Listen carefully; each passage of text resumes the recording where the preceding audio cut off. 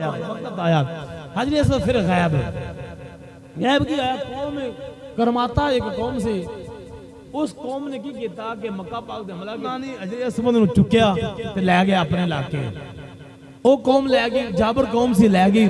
उन्होंने कई ऊंठां ते जनी हजरत असवद नु रखया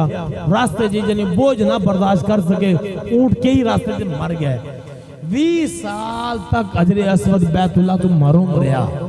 बैतुल्लाह नहीं रहा और मक्के के लोग कमजोर सन ताकत खत्म हो चुकी सी फौत हो चुके कत्ल हो चुके सन ते फिर की होया 20 साल बाद अल्लाह ने फिर दोबारा इज्जत अता फरमाई फिर इन्हां दे मुज़ाकरात होए उन्हां मुज़ाकरात होने तो बाद कौम करमाता नाल की होया कि उन्हां ने क्या भी असी इतने दिरहम दे दिनार लवांगे फिर तुहानूं पत्थर देवांगे वो ताकतवर सन मक्के दे लोग उन्होंने पैसे दिनार कट्ठे किए कट्ठे करके लै गए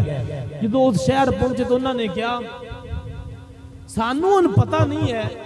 कि असी तो इस पत्थरों में रख दिता हजरत असवद केड़ा है तुसी आपदा जेड़ा सियान पे लै जाओ फिर बंदे बड़े परेशान हुए कि सानू केड़े पता भी ये पत्थर केड़ा हजरत असवद केड़ा है वो अहले इल्म को लोग गए उन्होंने जाके मसला रखा कि आ वाकया बन गया 20 साल गुजर गया हजरत असवद गायब है आ इस जगह पे है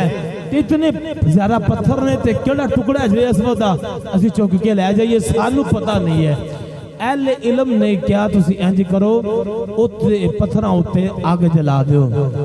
आग जला दो ना क्या आग जलाने दा फिर की होएगा पता किवें चलेगा फरमाया आग जलाओगे ना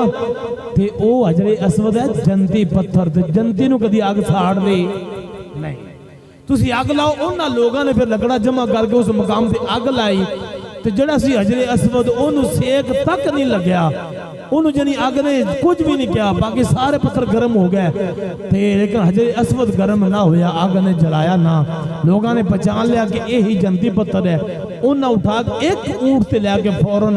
आके उस मुकाम पे 20 साल तो बाद हजरत असवद नु अपने मुकाम पे ठहराया गया।